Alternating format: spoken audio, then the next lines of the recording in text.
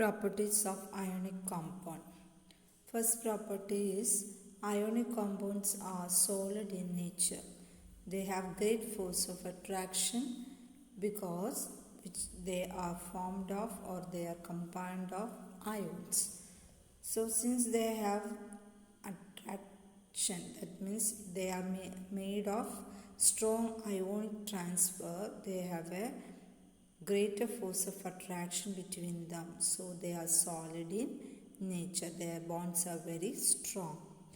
The ionic compounds are brittle, and ionic compounds are high melting and boiling point because force of attraction between ions of ionic compounds are very strong. As I said, since they are formed by the transfer of ions, their bonds are very strong, and it has high melting and boiling point. So breaking of force of attraction of these ions is very difficult, so that it has high melting and boiling point.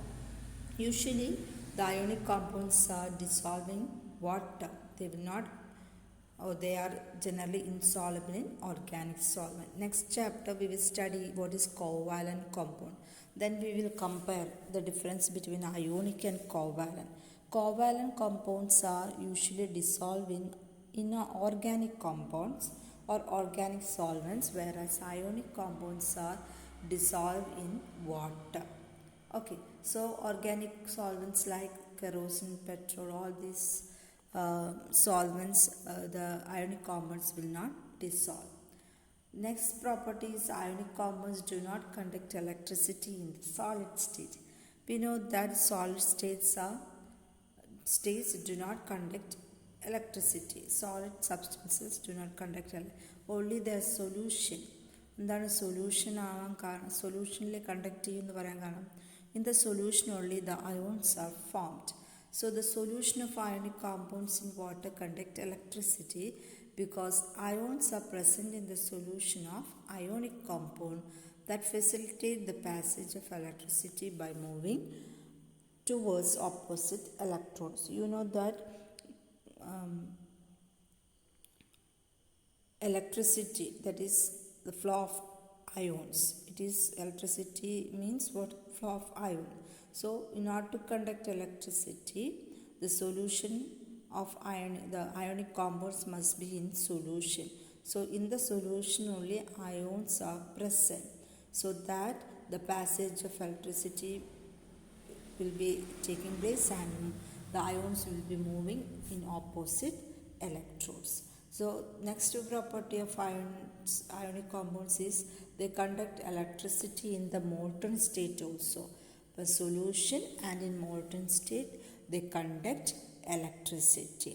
So the property of ionic compounds, they are very strong, they are solid in nature. Because of strong force of attraction, the ions are very strong, and they have due to high force of attraction, they have high melting and boiling point, and they are dissolved in water. They will not dissolve, or they are insoluble in organic solvents.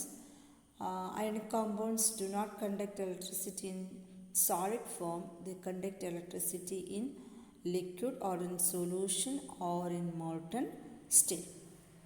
So we discuss the metal and non-metal chemical properties. Then we discuss how metals and non-metals combine together, or how they form the compound, what type of bonds they are forming, that is ionic bonds. The compounds we call them as ionic compounds. So we completed this chapter.